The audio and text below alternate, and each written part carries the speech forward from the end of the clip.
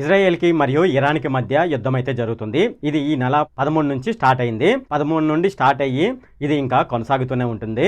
అయితే ఇది ఎప్పటి వరకు కొనసాగుతుంది అనే దానికి సంబంధించి దీనికి అంతం ఉండదని చాలా మంది అయితే చెప్తున్నారు. ఇది ఎప్పటికి ఆగుతుందో, ఎప్పటి వరకు ఈ యుద్ధం జరుగుతుందో అని చాలా మంది అయితే అనుకుంటున్నారు.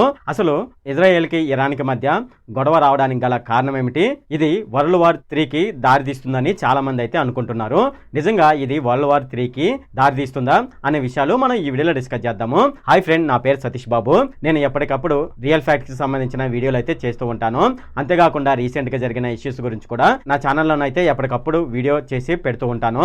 ఎవరైతే నా ఛానల్ ని కొత్తగా చూస్తున్నారో వాళ్ళైతే తప్పకుండా సబ్స్క్రైబ్ అయితే చేసుకోండి.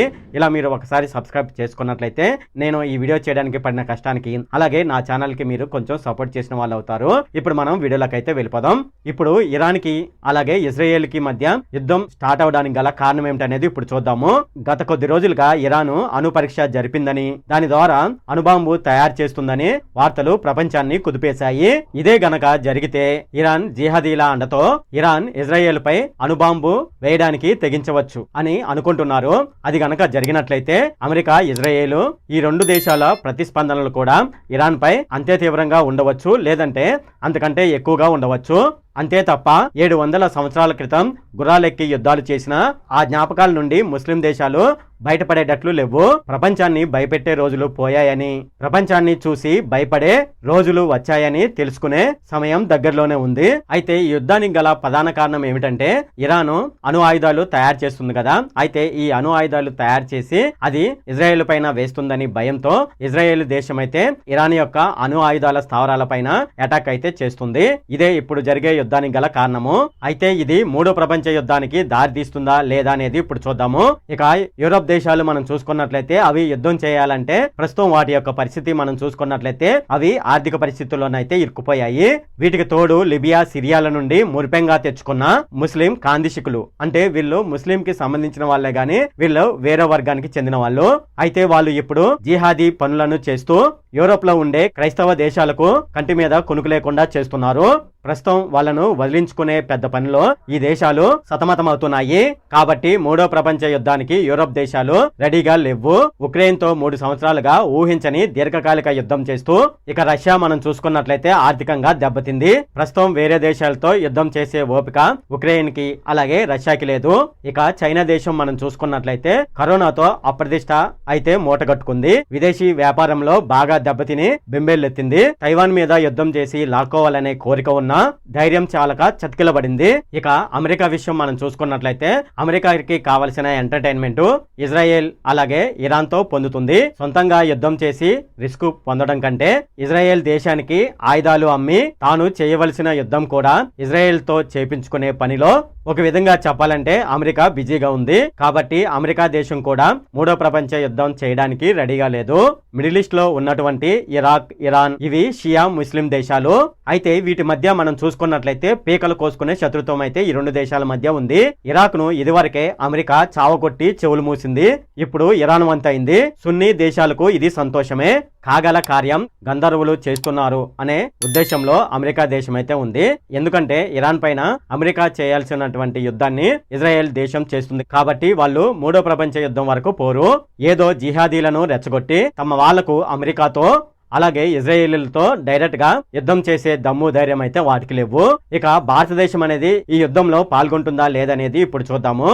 ఇక భారతదేశం విషయం మనం చూసుకున్నట్లయితే ఇంటి నిండా పిల్లల గోల అన్నట్లుగా భారతదేశ జనాభా 150 కోట్లతో సతమతమవుతూ యుద్ధం చేసే పరిస్థితి అయితే లేదు.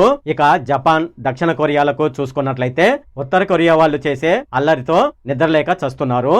ఇక ఆఫ్రికా దేశాల పరిస్థితి మనం చూసుకున్నట్లయితే లేస్తే కూర్చోలేని పరిస్థితి, కూర్చుంటే లేవలేని పరిస్థితి. విసిరేసినట్టు ఉండే ఆస్ట్రేలియా తను యుద్ధం చేయాలన్నా లేదంటే తన పైన ఎవరైనా యుద్ధం చేయాలన్నా అది అంత తేలికైన పని కాదు. సో దీన్ని బట్టి మనకు ఏమి అర్థమవుతుందంటే మూడో ప్రపంచ యుద్ధం జరిగే అవకాశాలు లేదు అని తెలుస్తుంది.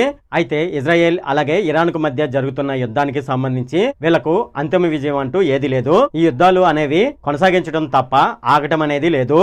ఎందుకంటే ఇది కారణంతో పని లేకుండా జరుగుతున్న రెండు జాతుల వైర్యం. మీరు ఎప్పుడైనా ఒకసారి చూసినట్లయితే పిల్లిని చూడంగానే కుక్క చంపాలని చంపాలనుకుంటుంది. అది ఎందుకు చంపాలనుకుంటుందో దానికైతే తెలీదు.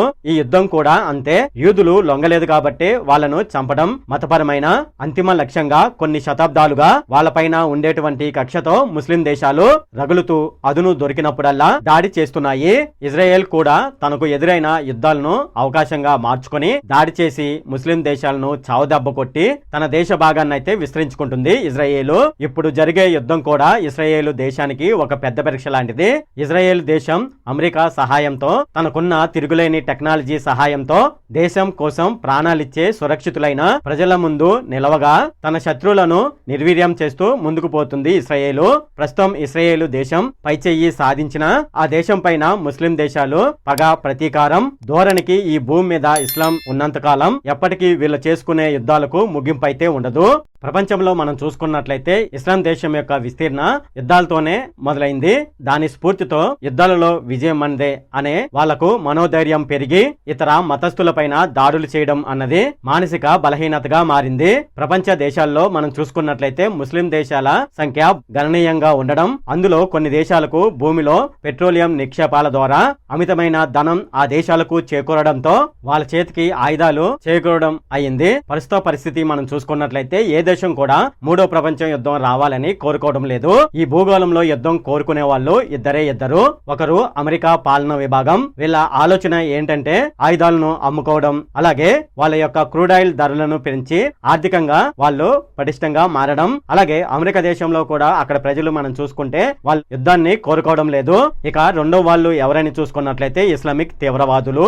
గొప్పలు ప్రదర్శించడానికి చైనా వంటి గొప్ప దేశం 100 బాలిస్టిక్ మిసైల్స్, 1 డజన్ వార్షిప్లతో యుద్ధం ప్రారంభిస్తే ఆ యుద్ధం వల్ల నష్టపోయే ఆయుధాలను తిరిగి సంపాదించుకోవడానికి ధ్వంసమైన ఎయిర్ బేస్లు, పోర్ట్లు వంటివి నిర్మాణం చేయడానికి 4 లేదా 5 ట్రిలియన్ డాలర్లు అయితే ఖర్చు అవుతుంది. ధరలు పెరగడం, రివర్స్ ద్రవ్యోల్బణం పెరగడం ఇవన్నీ అవసరమని చాలా దేశాలు అయితే యుద్ధం చేయడానికి వెనుకంజ వేస్తున్నాయి. ఇలాంటి ఆర్థిక సంక్షోభాన్ని నివారించడానికే రష్యా తన వద్ద ఉన్నటువంటి అధునాతన ఆయుధాలు ఉక్రెయిన్ యుద్ధంలో వాడకుండా చైనా, ఇరాన్ దేశాల నుంచి పాత చౌకరక ఆయుధాలు అలాగే డ్రోన్లను కొని యుద్ధం చేస్తుంది. నాటో దేశాలు కూడా అమెరికా దేశం యొక్క ఒత్తిడితో ఉక్రెయిన్ కి ఆయుధాలు సరఫరా చేసి ప్రస్తుతం గాలి తీసిన టైర్ లాగా మిగిలి ఉన్నాయి. ఇప్పుడు మనం చూసుకున్నట్లయితే ప్రెస్టేజ్ కోసం రెండు దేశాలు మధ్య జరిగే యుద్ధం తప్ప కూటమిగా ప్రపంచ దేశాలతో పాల్గొని అడుగు ముందుకు వేసే దేశాలైతే కనుచూపు మేరలో లేవని చెప్పవచ్చు. ఇరాన్ దేశం వద్ద 1-2 అణ్వాయుధాలు ఉన్నా ఒకవేళ ఇరాన్ దేశం వాటిని వాడిందనుకోండి, అప్పుడు అమెరికా, ఇజ్రాయెల్ ద్వారా గతంలో మనం చూసుకున్నట్లయితే జపాన్ పొందిన నష్టం కన్నా 4 దేశాల కంటే ఎక్కువగా ఈ దేశాలైతే రుచి చూపిస్తాయి ఇరాన్ దేశానికి. అప్పుడు ఇరాన్ లో 100 సంవత్సరాల వరకు గడ్డి కూడా మొలిచే అవకాశం అయితే ఉండదు. ఇది ఇరాన్ దేశానికి బాగా తెలుసు. ఇది ఫ్రెండ్ ఈ వీడియో ఎవరైతే చివరి వరకు చూస్తున్నారో వాళ్ళు జై హింద్ అని టైప్ చేయండి. ఈ వీడియో కనుక మీకు నచ్చినట్లయితే ఇక్కడ కింద ఉన్న రెడ్ కలర్ సబ్స్క్రైబ్ బటన్ మీద అయితే ప్రెస్ చేయండి. అలాగే ఈ వీడియోని మీ ఫ్రెండ్స్ అండ్ ఫ్యామిలీ మెంబర్స్ కి అయితే షేర్ చేయండి. అలాగే ఈ వీడియో సంబంధించి ఏమైనా కామెంట్ లోని అనుకోండి, నాకు తప్పనిసరిగా కింద ఉన్న కామెంట్ సెక్షన్ లో అయితే తెలియజేయండి. ఈ వీడియో అంతే friend. Okay, thank you friend.